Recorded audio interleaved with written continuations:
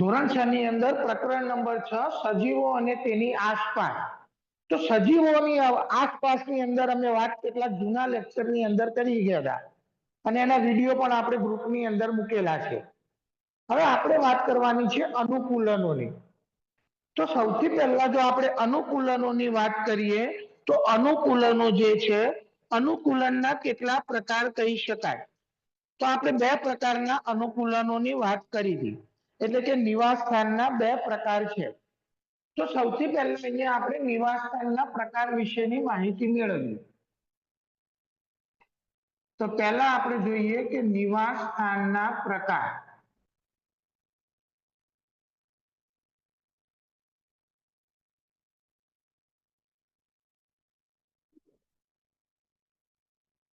પણ નિવાસ સ્થાનના પ્રકાર વિશે સમજતા પહેલા નિવાસ સ્થાન એટલે શું એ આપણને ખબર હોવી જોઈએ. તો સજીવો જે વાતાવરણમાં રહી તેના માટે લખી શકાય કે સજીવો જે વાતાવરણમાં રહી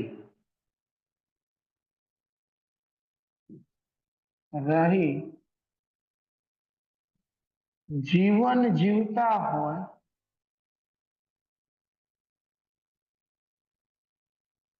તેને તેમનું નિવાસ સ્થાન કહેવામાં આવે છે.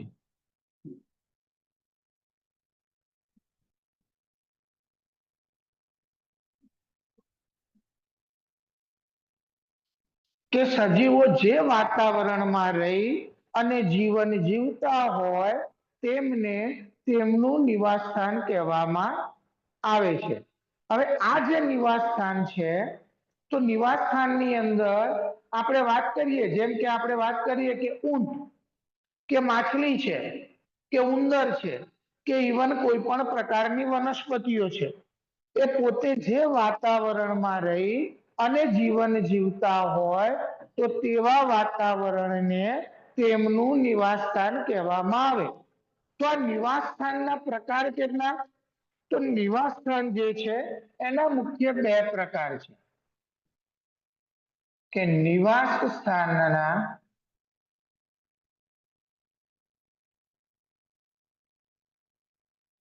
મુખ્ય બે પ્રકાર છે. પહેલો પ્રકાર છે કે ભૂમિય નિવાસ સ્થાન. ભૂમિય નિવાસ સ્થાન.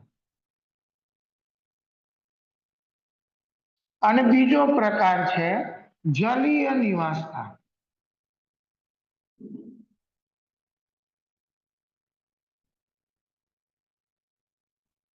તો આપણને જે સજીવો છે એ બે જગ્યાએ જોવા મળતા હોય છે. એક જમીન ઉપર જોવા મળે અને બીજા આપણને પાણીની અંદર જોવા મળે. હવે તમે એમ કહેશો કે સાહેબ સજીવો તો આપણને આકાશમાં જોવા મળે છે, પણ આકાશની અંદર જે જોવા મળતા સજીવો છે એ જમીન ઉપર તો આવે જ છે. આકાશ ઉપર જોવા મળતા સજીવો જમીન ઉપર તો આવે જ, એટલે આપણે એને ભૂ નિવાસ સ્થાનની અંદર એનો સમાવેશ કરી શકાય. તો ભૂ નિવાસ સ્થાનની અંદર જો આપણે વાત કરીએ કે ભૂમિય નિવાસ સ્થાન, તો ભૂમિય નિવાસ સ્થાનની અંદર કોનો કોનો સમાવેશ થાય? કે ભૂમિય નિવાસ સ્થાનો એટલે કયા? તો એક એની અંદર લઈ શકાય જંગલો,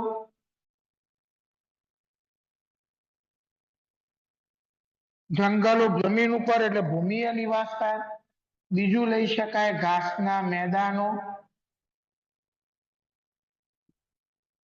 એ પણ ભૂમિય નિવાસ સ્થાન કહેવાય. નંબર 3 માં લઈ શકાય રણ પ્રદેશ, એ પણ ભૂમિય નિવાસ સ્થાન કહેવાય. નંબર 4 લઈ શકાય પર્વતીય વિસ્તાર,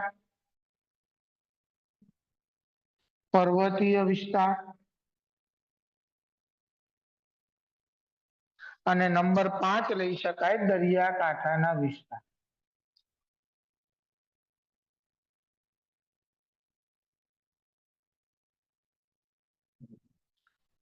તો ભૂમિય નિવાસ સ્થાન એટલે કે જમીન ઉપરના નિવાસ સ્થાનો કયા કયા? તો જંગલો, ઘાસના મેદાનો, રણ પ્રદેશ, પર્વતીય વિસ્તાર અને દરિયાકાંઠાના વિસ્તારો. આ બધા જ નિવાસ સ્થાનોને ભૂમિય નિવાસ સ્થાન કહેવામાં આવે. તો એવી જ રીતે જલીય નિવાસ સ્થાનની વાત કરીએ કે જલીય નિવાસ સ્થાન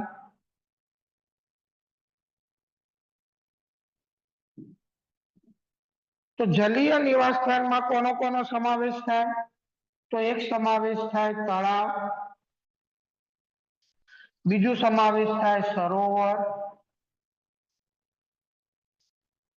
ત્રીજો સમાવેશ થાય નદી, ચોથો સમાવેશ થાય સમુદ્ર અને પાંચમો સમાવેશ થાય કણ, જેને કહેવામાં આવે દલદલ. જેને કહેવામાં આવે દલદલ. તો અહીંયા જે નિવાસ સ્થાન છે, આ નિવાસ સ્થાનની અંદર જે પણ સજીવો રહે છે એ સજીવો ત્યાં રહેવા માટેના ચોક્કસ અનુકૂલનો ધરાવે છે. એટલે અહીંયા લખ્યું છે કે સજીવો જે વાતાવરણમાં રહી, સજીવો જે વાતાવરણમાં રહી અને પોતાનું જીવન જીવતા હોય તેમને તેમનું નિવાસ સ્થાન કહેવામાં આવે. જેમ કે આપણે ઘરની અંદર રહીએ છીએ તો આપણું નિવાસ સ્થાન છે ઘર, પણ આપણું નિવાસ સ્થાન ઘર નથી, આપણે રહીએ છીએ જમીન ઉપર. એટલે આપણે કે ભૂમિય નિવાસ સ્થાનની અંદર આવીએ અને આપણે જમીન ઉપર રહેવા માટેના અનુકૂલનો ધરાવીએ છીએ. તમને જો દરિયામાં ફેંકી દેવામાં આવે તો શું તમે દરિયામાં જીવિત રહી શકો? તો તમારો જવાબ હશે ના. કારણ કે આપણે દરિયામાં રહેવા માટેના અનુકૂલનો નથી ધરાવતા. પણ માછલી દરિયામાં રહેવાના અનુકૂલનો ધરાવે છે. માછલીને જો જમીન ઉપર લાવવામાં આવે તો માછલી મૃત્યુ પામે, કારણ કે જમીન ઉપર રહેવાના અનુકૂલનો નથી ધરાવતી, એ તો પાણીમાં રહેવાના અનુકૂલનો ધરાવે છે. તો ભૂમિય નિવાસ સ્થાનની અંદર કોનો સમાવેશ થાય? તો જંગલો, ઘાસના મેદાનો, રણ પ્રદેશ, પર્વતીય વિસ્તાર અને દરિયાકાંઠાના વિસ્તારો. જ્યારે જલીય નિવાસ સ્થાનની અંદર તળાવ, સરોવર, નદી, સમુદ્ર, કણ એટલે કે દલદલ, જેને આપણે ગારો કહીએ, એવા વિસ્તારોનો સમાવેશ જલીય નિવાસ સ્થાનની અંદર થાય છે. તો આ જે પ્રશ્ન હતો, જે ટોપિક હતો, એ સૌથી પહેલો એનો વિસ્તાર કે નિવાસ સ્થાનના પ્રકાર જણાવો. આ આપણો બેઝ છે, પાયો છે, કે આપણને ખબર હોવી જોઈએ કે આપણી સૃષ્ટિ ઉપર કેવા પ્રકારના નિવાસ સ્થાનો છે. એ નિવાસ સ્થાનોને અનુલક્ષી એના ઉપર રહેનારા પ્રાણીઓના આપણે અનુકૂલનોની ચર્ચા કરવાની છે. બરાબર? તો સૌથી પહેલો તો આ પ્રશ્નને તમે તમારી નોટની અંદર નોટ ડાઉન કરી લો. ચલો, હવે આપણે જે આ નિવાસ સ્થાનો છે, અલગ અલગ પ્રકારના જે નિવાસ સ્થાનો હતા, એમાં પહેલું નિવાસ સ્થાનનો પ્રકાર જે છે, આપણે રણ વિસ્તારથી શરૂઆત કરીએ. તો પ્રશ્ન આપણે લઈએ કે ઊંટ રણ વિસ્તારમાં રહેવા માટેના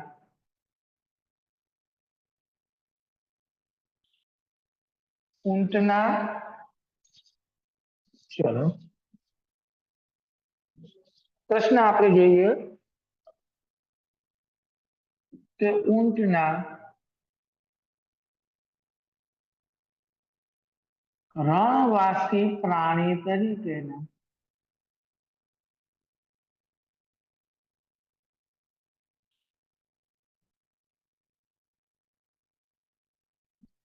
અનુકૂલનો જણાવો.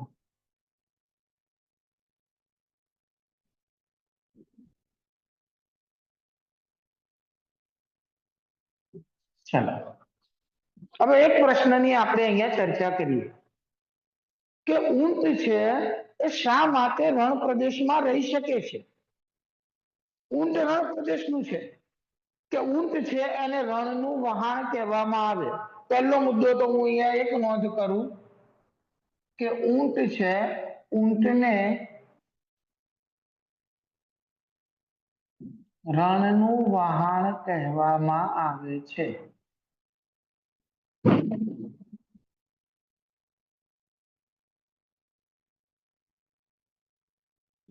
પરીક્ષામાં આવો પ્રશ્ન પણ પૂછાય કે ઊંટને રણનું વહાણ કહેવામાં આવે છે, કારણ આપો.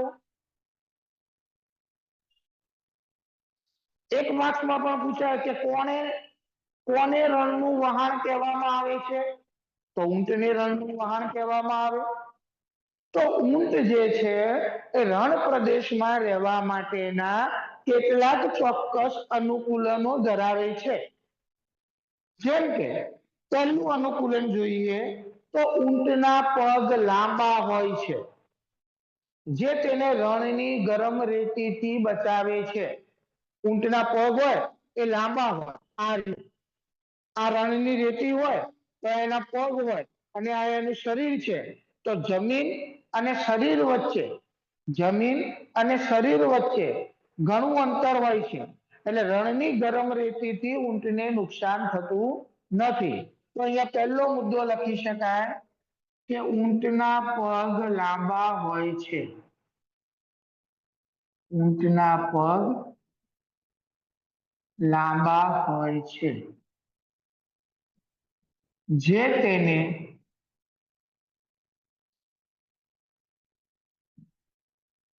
રણની ગરમ રેતીથી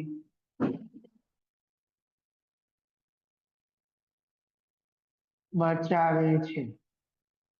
પગ લાંબા હોય એટલે રણની ગરમ રેતીથી એને બચાવે. બીજી વાત કરીએ તો ઊંટના પગનો જે પંજો છે એ પહોળો હોય છે અને પગના તળિયે ગાદી જેવી રચના હોય છે, એટલે રણની ગરમ રેતી પર પણ સરળતાથી ચાલી શકે છે અને એના પગ રણની રેતીમાં ખૂંપી જતા નથી. તમે રણની રેતીની અંદર બકરીને ઊભી કરો તો શું થાય, તો બકરીના પગ રણની રેતીમાં જતા રહે, પણ ઊંટના પગનો પંજો પહોળો હોય એટલે રણની રેતીમાં ખૂંપી જતા નથી. તો બીજો મુદ્દો લખી શકાય કે ઊંટના પગના તળિયે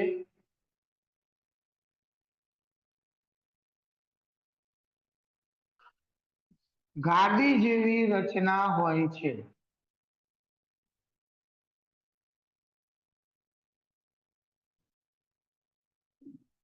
તેથી તે રણની ગરમ રેતી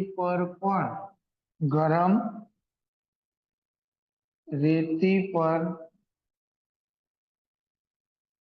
સરળતાથી ચાલી શકે છે.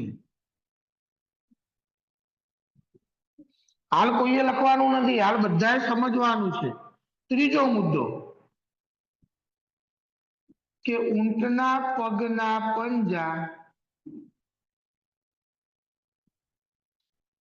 પહોળા હોવાને લીધે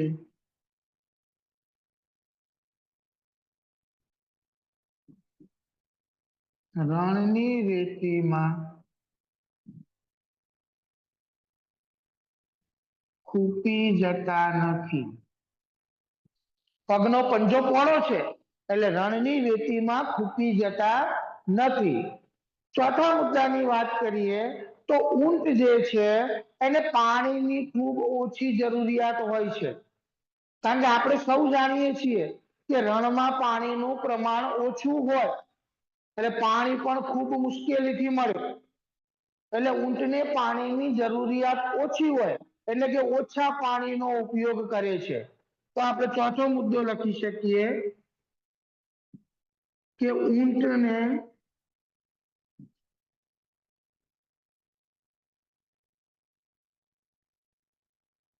પાણીની જરૂરિયાત ઓછી હોય છે.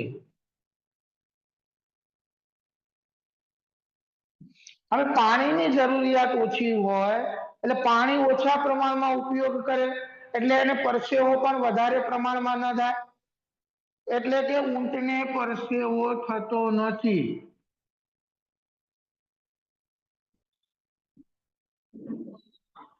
ઊંટને પરસેવો થતો નથી. હવે એક તો રણની અંદર પાણી ઓછું હોય અને ઊંટ જો વધારે પાણીનો ઉપયોગ કરે અને શરીરમાંથી વધારે પાણી ગુમાવે તો ઊંટના શરીરની અંદર પાણી ઘટી જાય, એટલે ઊંટ જે છે એ ખૂબ ઓછા પ્રમાણમાં મૂત્રનો ત્યાગ કરે છે. કે ઊંટ ખૂબ ઓછા પ્રમાણમાં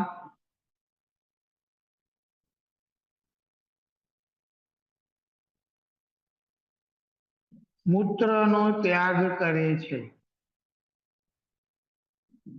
એનો મળ પણ સૂકો હોય છે. તેનો મળ પણ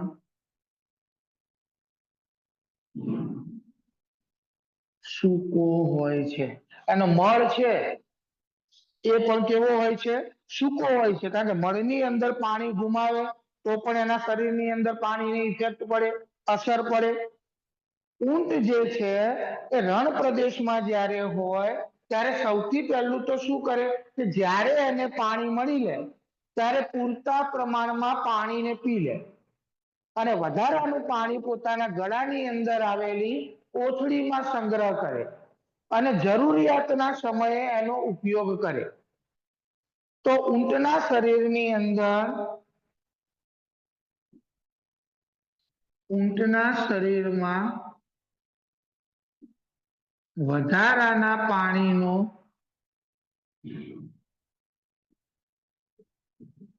સંગ્રહ કરવા માટે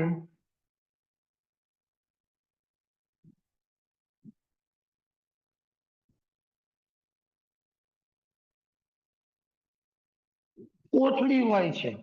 હવે આપણે રણની વાત તો ખબર છે કે રણમાં પાણી પણ મુશ્કેલીથી મળે અને ખોરાક પણ મુશ્કેલીથી મળે. એટલે ઊંટ લાંબો સમય પાણી અને ખોરાક વગર ચલાવી શકે છે.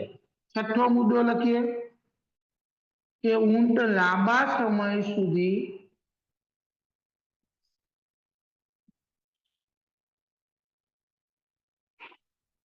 પાણી અને ખોરાક વગર ચલાવી શકે છે. પણ જ્યારે ઊંટને ખોરાક ન મળે ત્યારે ઊંટની પીઠના ભાગ ઉપર એક ખૂંદ જેવી રચના હોય છે. આવી હોય છે ને ઊંટની પીઠ ઉપર આવી ખૂંદ જેવી રચના. આ ખૂંદ જેવી રચનાની અંદર ચરબીનો સંગ્રહ થયેલો હોય અને જ્યારે તેને ખોરાક ન મળે ત્યારે આ ચરબીમાંથી પોષણ મેળવે અને પોષણ મેળવે એટલે એનું ખૂંદનું કદ ઘટતું જાય. પણ જ્યારે વળી પાછો એને ખોરાક મળે ત્યારે ભરપૂર માત્રાની અંદર ખોરાક લઈ લે અને વધારાની ચરબીનો પાછો ખૂંદની અંદર સંગ્રહ કરે. તો ઊંટને જ્યારે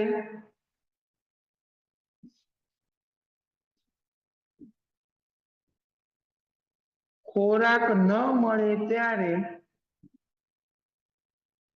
તેની ખૂંદમાં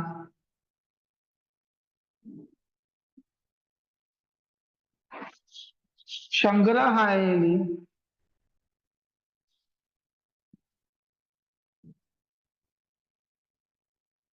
ચરબીમાંથી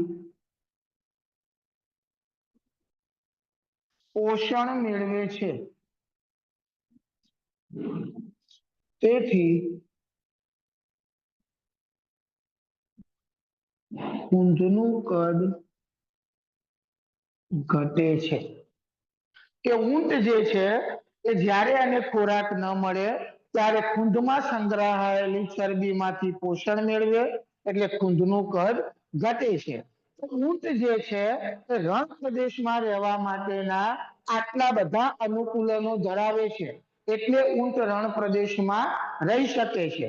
જોઈ લો કયા કયા છે તો ઊંટના પગ લાંબા હોય છે તે તેને રણની ગરમ રેતીથી બચાવે છે. ઊંટના પગના તળિયે ગાદી જેવી રચના હોય છે તેથી તે રણની ગરમ રેતી પર સરળતાથી ચાલી શકે છે. ઊંટના પગના પંજા પહોળા હોવાને લીધે રણની રેતીમાં ખૂંપી જતા નથી. ઊંટને પાણીની જરૂરિયાત ઓછી હોય છે અને ઊંટને પરસેવો થતો નથી અને ખૂબ ઓછા પ્રમાણમાં મૂત્રનો ત્યાગ કરે અને તેનો મળ પણ સૂકો હોય છે. ઊંટના શરીરમાં વધારાના પાણીનો સંગ્રહ કરવા માટે કોથળી હોય છે. ઊંટ લાંબા સમય સુધી પાણી અને ખોરાક વગર ચલાવી શકે છે. ઊંટને જ્યારે ખોરાક ન મળે ત્યારે તેની ખૂંદમાં સંગ્રહાયેલી ચરબીમાંથી એ પોષણ મેળવે છે તેથી ખૂંદનું કદ ઘટે છે.